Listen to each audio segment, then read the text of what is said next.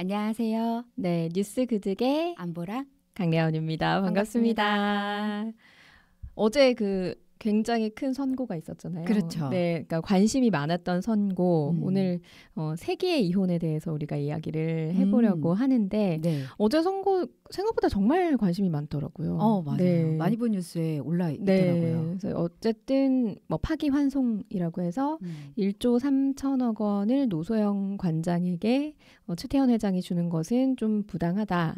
그래서 다시 한번 다퉈봐라라고 갔는데 이 세기의 이혼이라고 하는 이름이 붙은 만큼 액수도 너무너무 상당했던 것 같아요. 그러니까요. 네. 그 1조가 어디 동네 구멍가게에서 살 수 있는 어떤 크기가 아니잖아요. 그러니까 평범한 사람으로서는 좀 가늠할 수 없는 금액이었기 때문에 세기의 이혼이다라는 평가도 받았었죠. 제가 오늘 우리 세계의 이혼에 대해서 이야기를 해보자. 네. 우리나라에서 1조 달라고 재산분할 네. 달라고 소송 있었던 거 한 번 더 있었던 사례가 있는 거 아세요? 아, 그래요? 네.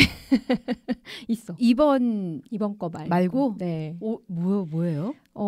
역시 재벌가. 삼성? 네, 삼성. 언제였을까요? 2000. 네. 2000. 이거 그냥 찍어도 되는 거죠? 2005년?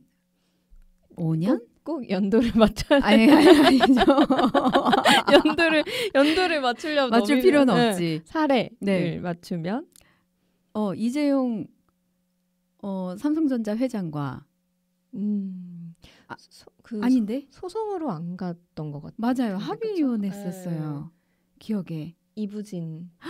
네, 이부진 부사장, 이부진 사장과 이무재 전 고문. 네, 기억납니다. 신데렐라 남편으로 유명했던 이름이 붙었던. 그러니까 평사원인데 재벌가 첫째 딸인가요? 이부진 사장이. 아무튼 재벌가 딸의 이건희 회장 딸의 남편이 된 거잖아요. 봉사활동에서 만나서 이제 결국에는 15년 정도 결혼 생활을 이어가다가 이혼을 하게 되었는데 그때 당시에 이무재 전 고문은 처음에는 이혼에 반대를 했었다고 하더라고요. 그러다가 이제 마음을 바꿨고 재산 분할로 1조 2천억 원을 요구를 했었다고 해요. 물론 그 정도의 이제 재산 분할이 되진 않았지만 결론적으로는 그래서 그런 사례가 역시나 또 있었더라.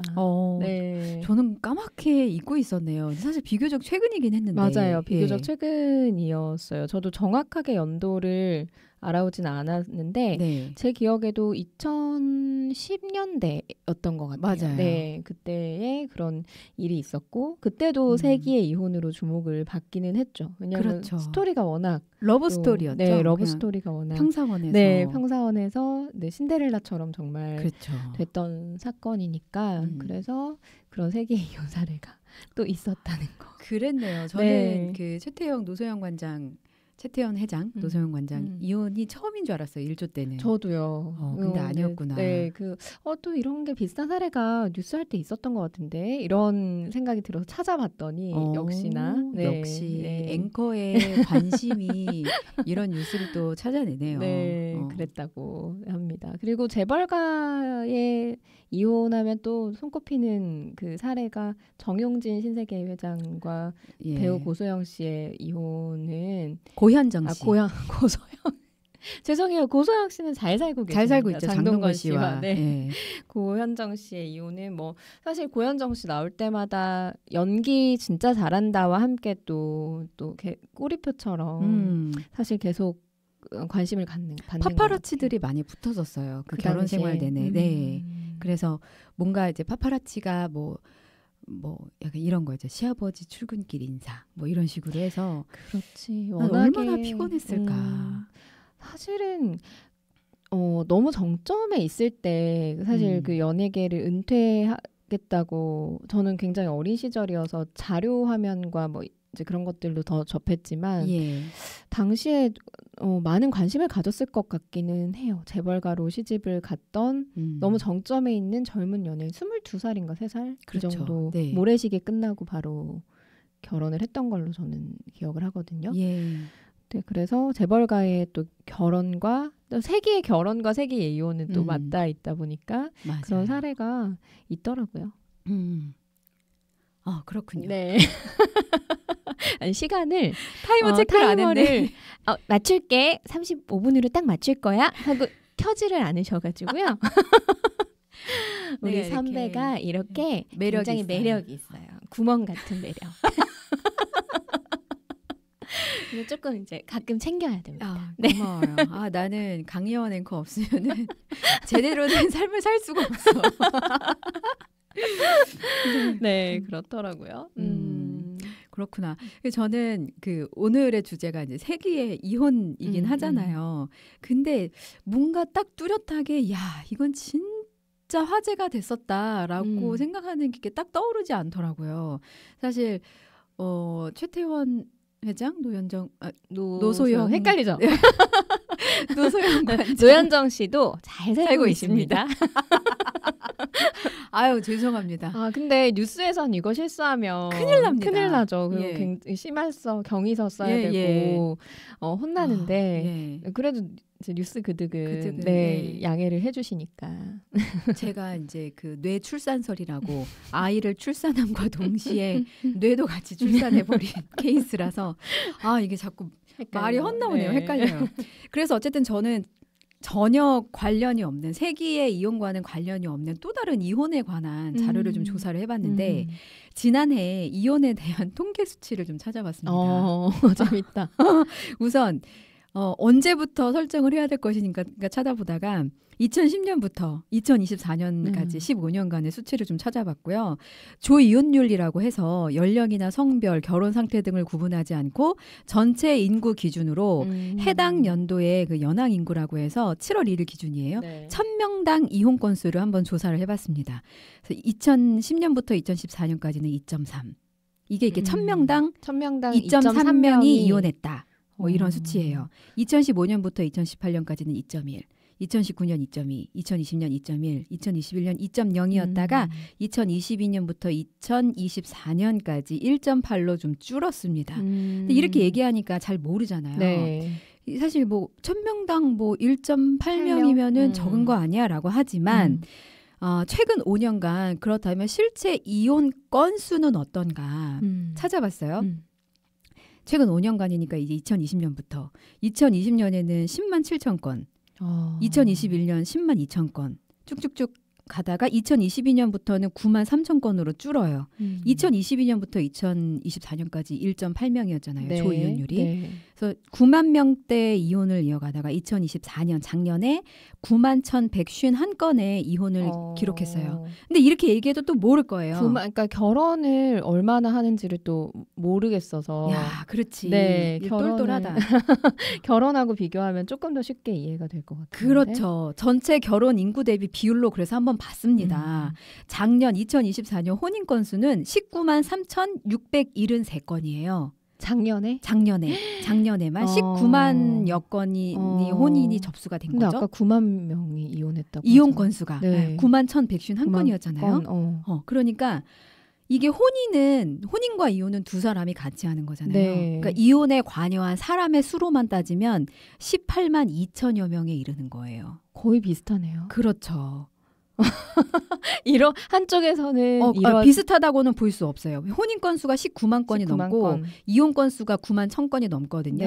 근데 여기서 이혼 건수가 혼인도 건수로 되는구나. 그러면 이제 혼인 건수는 2배가 늘어나게 되는 거죠. 이제 반절 정도가 이혼을 이제 비율로 따지면 그렇죠. 이혼을 진행을 하고 있다. 그러면 한쪽에서는 결혼을 하고 있으면 한쪽에서는 그 인원의 절반 정도는 이혼을 진행 중이다. 이렇게 이제 정리를 할 수가 있는 거네요. 갈라섰다. 그러니까 간단하게 혼인 100커플당 47커플이 이혼했다는 뜻이거든요.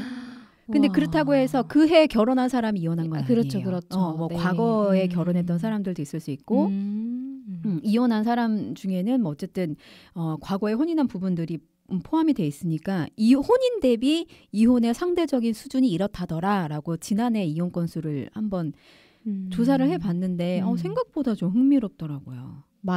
많네요. 이혼하시는 분들이. 그렇죠. 많이 힘드신가 봐요. 그래서 제가 궁금증이 또 들잖아요. 이혼을 도대체 왜 할까? 찾아봤어요. 근데 뚜렷한 인과관계는 찾기 어렵지만 사연 없는 무덤 없다고 하잖아요. 가정마다 얼마나 다양한 그렇죠. 각양의 사연이 있겠어요. 뚜껑을 열어보면 다 이야기가 있죠. 그렇죠. 그래서 국내 연구 위주로 분석을 조금 해봤더니 이거는 누구나 다 아는 거예요. 여성의 교육 수준이 올라갔죠. 경제력이 올라갔죠. 그러면서 이혼을 선택하는 과정이 좀 늘었다는 분석이 있었고 또 이제 문화 자체가 가족끼리 다 같이 뭐 예전처럼 대가족 이런 문화가 아니라 네. 개인주의 성향이 굉장히 강화가 되고 가치관도 변화하고 있잖아요. 자식 때문에 참고 산다가 아니라 이제는 자식 인생도 중요하지만 내 삶도 더 중요해라는 가치관의 변화가 일어나면서 이혼 건수가 늘었다 이런 분석도 있고요.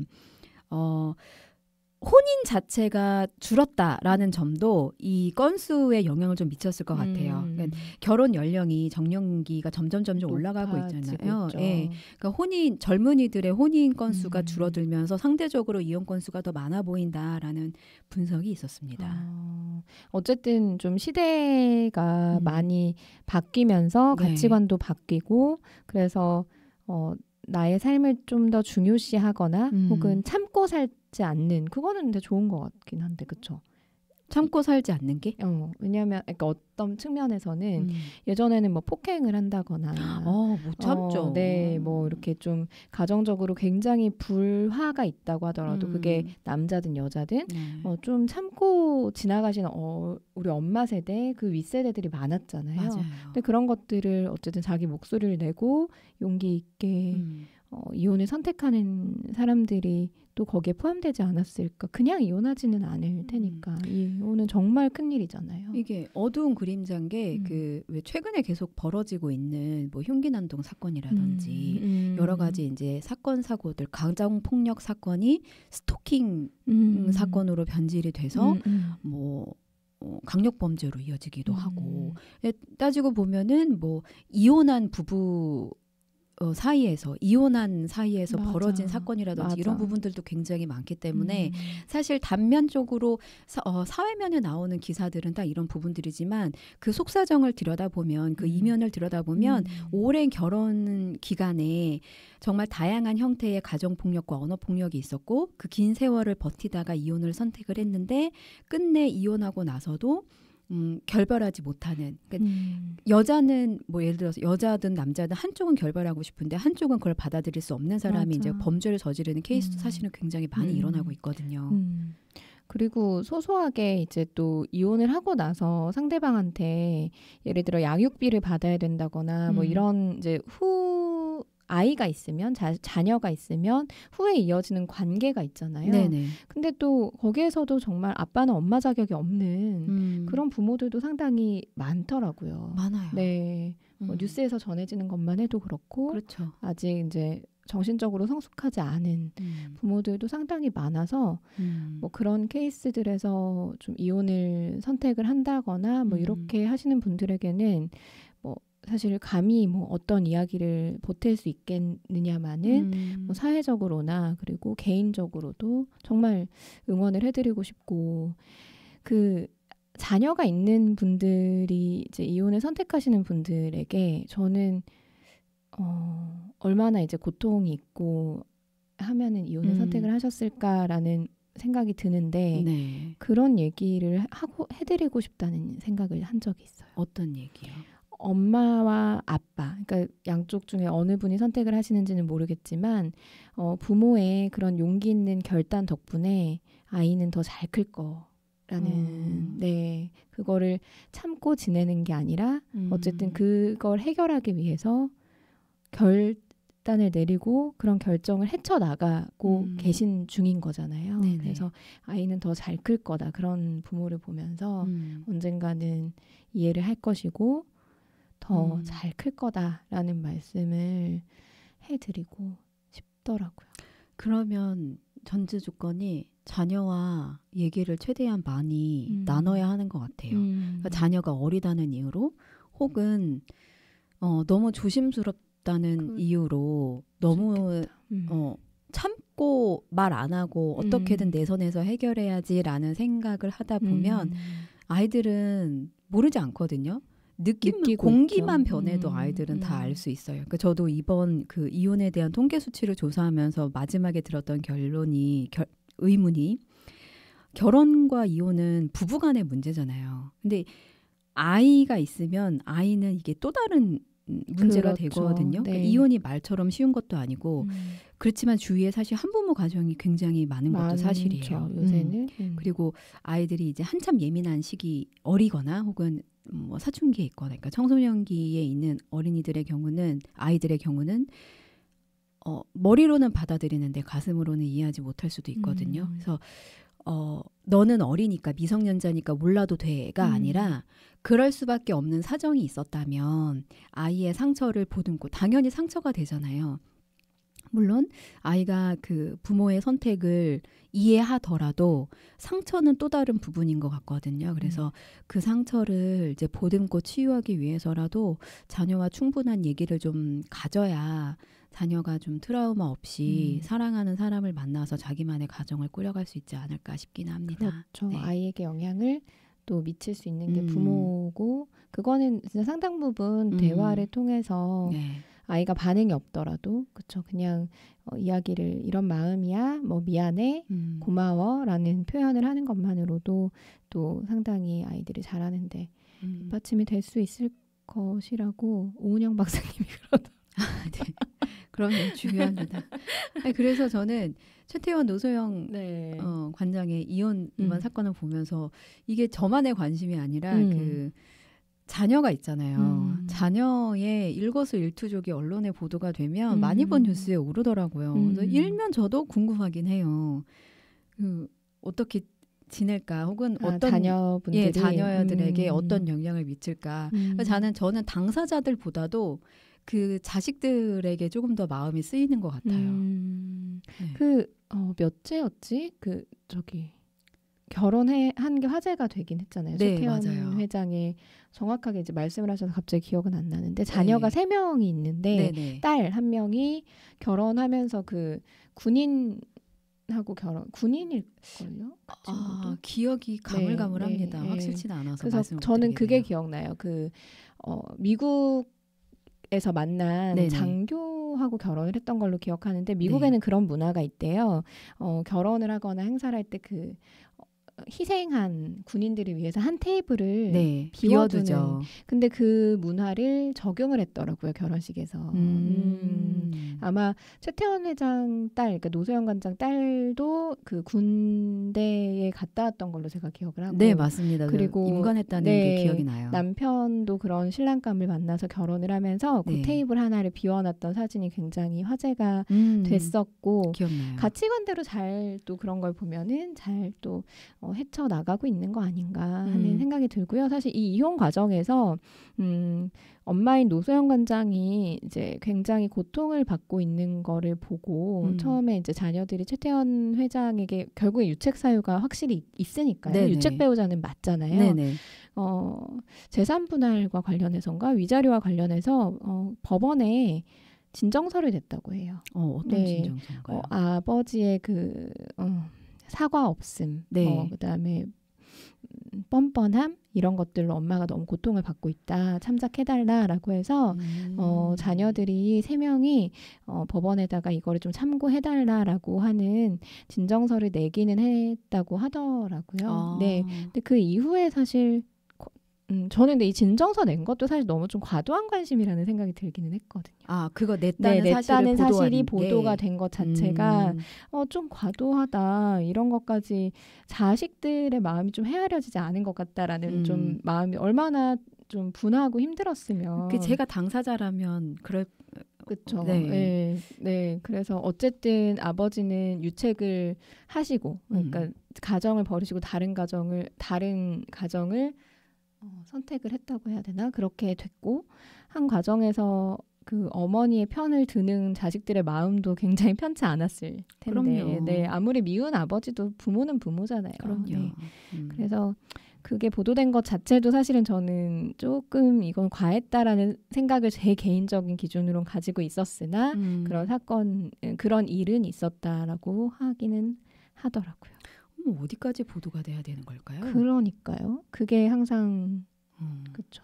이게 그렇잖아요. 이게 재밌고 관심이 가서 한 방송사 혹은 한 작은 언론사에서 냈어요. 네. 사람들이 관심이 많아요. 그러면 큰 방송사들에서도 안 따라서 쓰기가, 취재를 안 하기가 좀 어려운 측면도 있잖아요. 있죠. 네, 그래서 또 이게 또 더 커지고 굴러가고 뭐 이런 것들이 있는 것 같습니다. 근데 우리나라에서는 1조의 재산 분할, 이제 돈 얘기를 조금 다시 네네네. 가지고 중요하죠. 세기의 이혼이다라고 하잖아요. 근데 미국은 단위가 다르더라고요. 그렇겠죠. 뭐 천문학적인 액수 뭐 이런 수식어를 많이 본 것 같아요. 네, 거기다가 저희가 이 두 사례, 제가 가지고 있는 이 두 사례는 많을 수밖에 없겠다는 사람들이에요.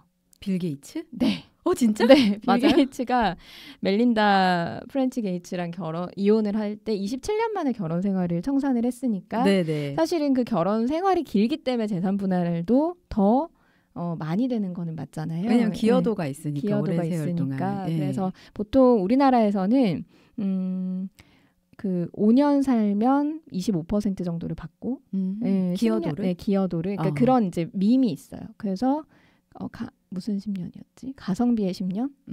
네, 뭐 이런 얘기가 있어요. 10년은 살아야 된다. 10년은 살면 절반은 받는다. 뭐 근데 이게 공식은 아닌데 얼추 맞는 이야기는 이제 있다고 하더라고요. 대강은 그럴 수 있다. 그래서 무슨 5년 뭐 10년이었는데 가성비의 10년 뭐 이런 건데 밈이 제가 이런 걸 잘 기억을 못해서요. 어찌 됐든 그러다 보니까 이 멜린다 게이츠에게 넘어간 비용이 상당했고 이게 당시에 제가 적어왔는데 괜찮아요. 안 보이네요. 그게 뭐 재단도 만들고. 네, 재단 자체가 아마 멜린다 게이츠가 가져갔어요. 네네. 네, 그래서 뭔가 제 느낌에 그때 당시 빌 게이츠가 이혼했을 때 되게 천문학적이고 되게 맞아요. 네. 사실 사회 환원하는 것으로도 유명했었잖아요. 근데 생각보다 이게 어울리는 단어는 아닌데 평화로운 이혼이네? 라는 생각이 좀 들긴 했었거든요. 빌 게이츠 이혼할 때? 네네.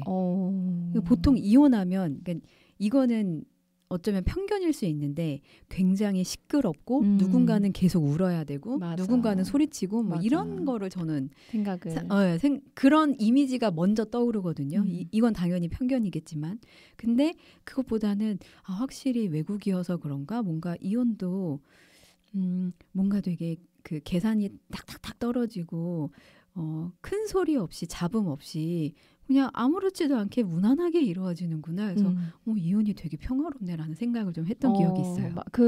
저희가 보도된 걸 봤을 때는 그럴 수 있을 것 같아요. 제가 지금 보니까 재산 분할의 비용 자체는 이 다음 사람 것만 가지고 왔고 빌 게이츠는 제가 이혼 사유가 조금 좀 충격적이었던 것 같아요. 그러니까 네, 왜냐하면 두 사람이 빌 게이츠와 멜린다 프렌치 게이츠가 지금 이름 바꿨지만 두 사람이 재단을 운영한 게 아이들의 최소한의 양육, 전 세계 아이들의 빈곤을 퇴치하기 위한 재단이었거든요.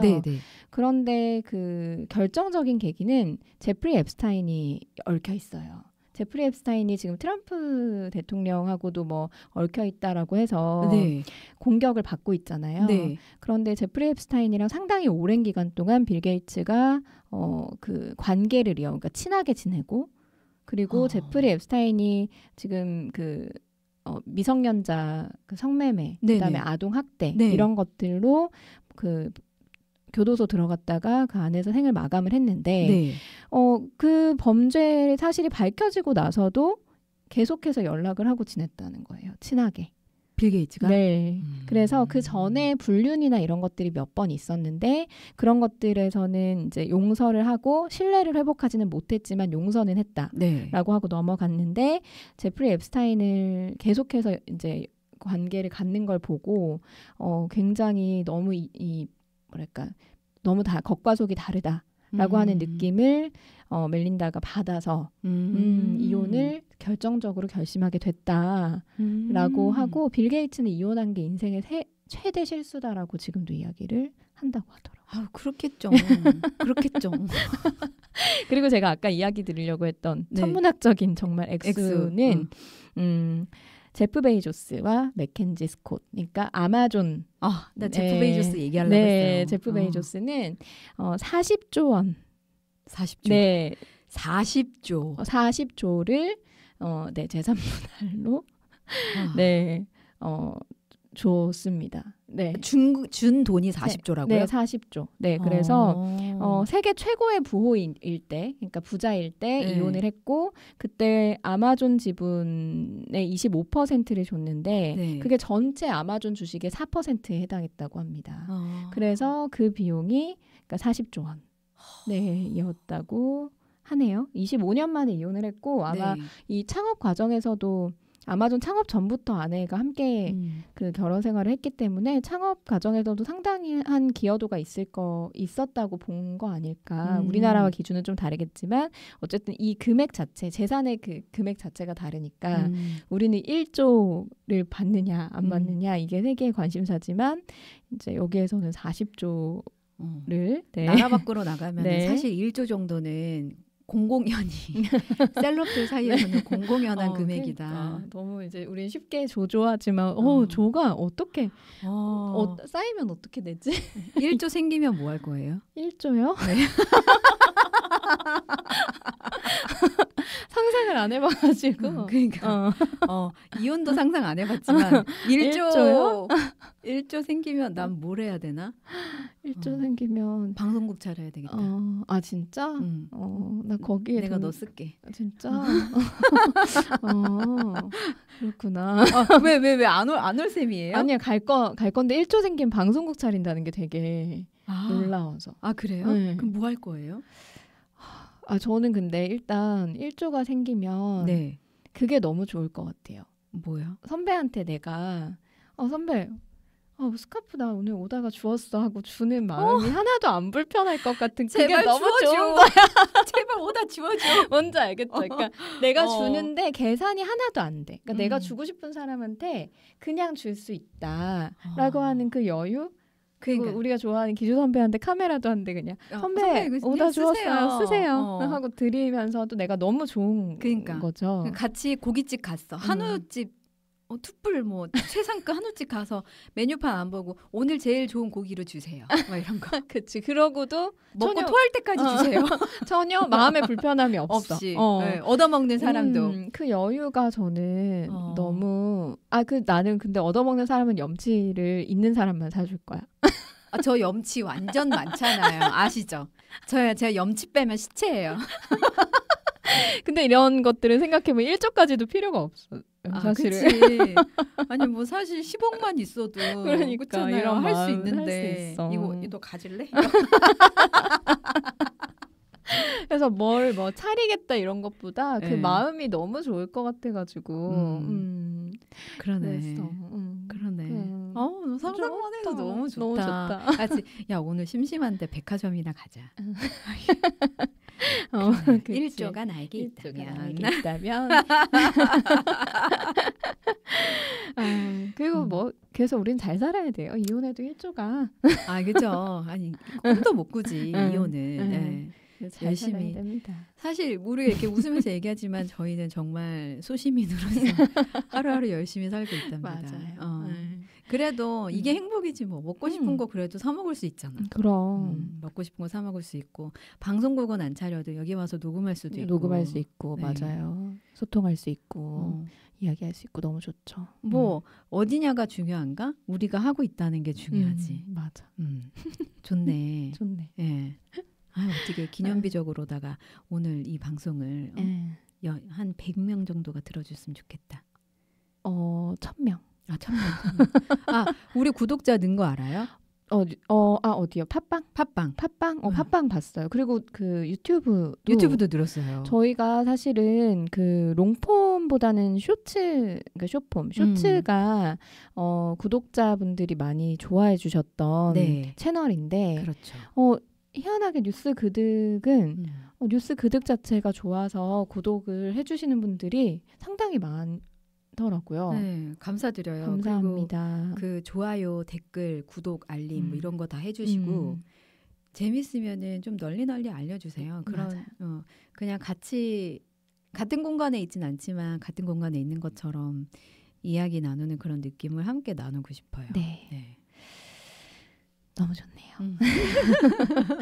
근데 우리는 왜 이렇게 그 오늘 세계의 이혼을 가지고 이야기를 했는데 왜 이렇게 그 유명인들, 재벌들, 연예인들의 결혼과 이혼에 사실 내일은 아니잖아요. 그렇죠. 관심이 많은 걸까요?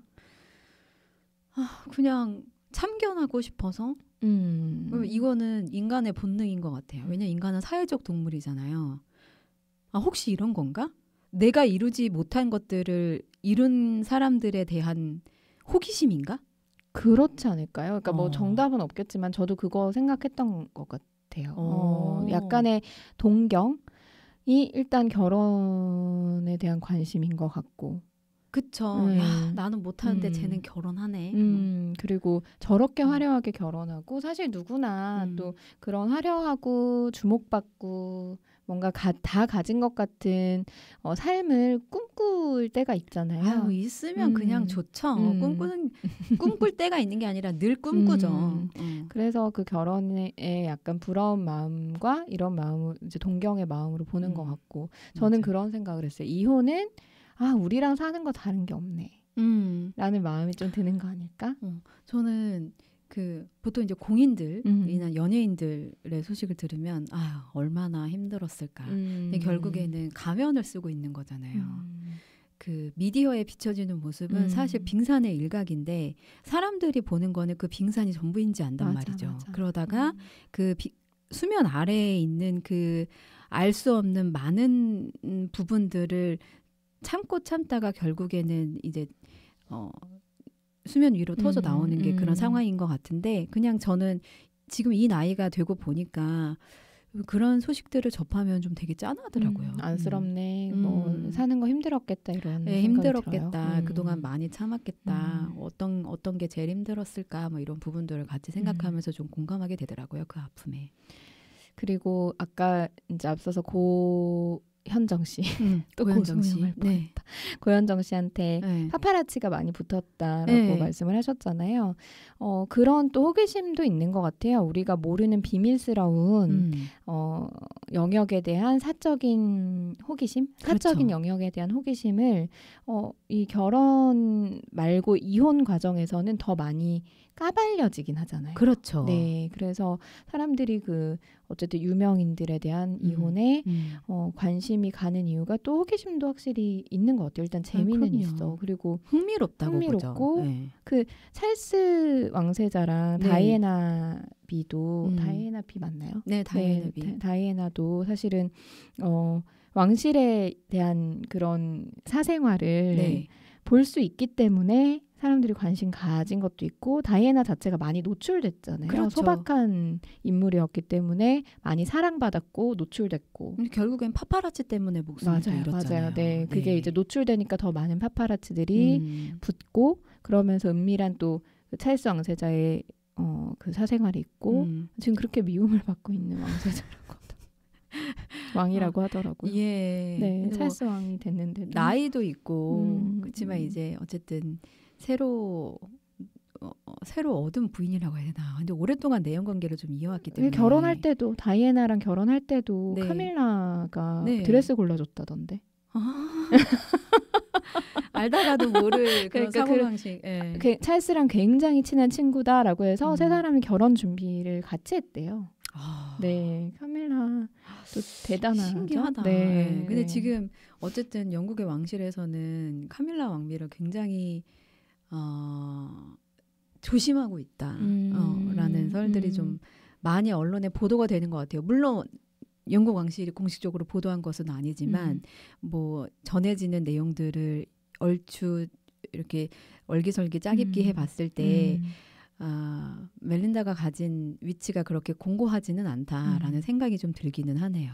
근데 이제 우리 35분 지났습니다. 지났네요. 아까 안 누르셔가지고 다음부터는 시간을 잘 누르도록 하겠습니다. 네, 이렇게 세계 이혼에 대해서 이야기를 하는 것 자체가 결국에는 사람들하고의 이야기거리가 되기 때문에 대화 주제가 되기 때문에도 우리도 이렇게 지금 35분을 이야기 털 수 있고 뉴스 뒷담화를 할 수 있고 한 게 또 그래서 관심을 가지는 것 같기는 해요. 그래서 재밌네요. 이야기를 또 나누다 보니까 저희도 재밌네요. 나는 이게 참 조심스럽긴 하더라고요. 이게 어쨌든 다른 사람의 아픔을 우리가 또 이렇게 뭔가 이제 방송에서 컨텐츠로 다룬다는 게 조심스럽기는 한데 또 이게 사람 사는 얘기기는 하니까 맞아요. 네, 뉴스가 되는 뉴스로서의 가치는 분명히 있는 것이라서 저희가 한번 다뤄봤습니다. 네.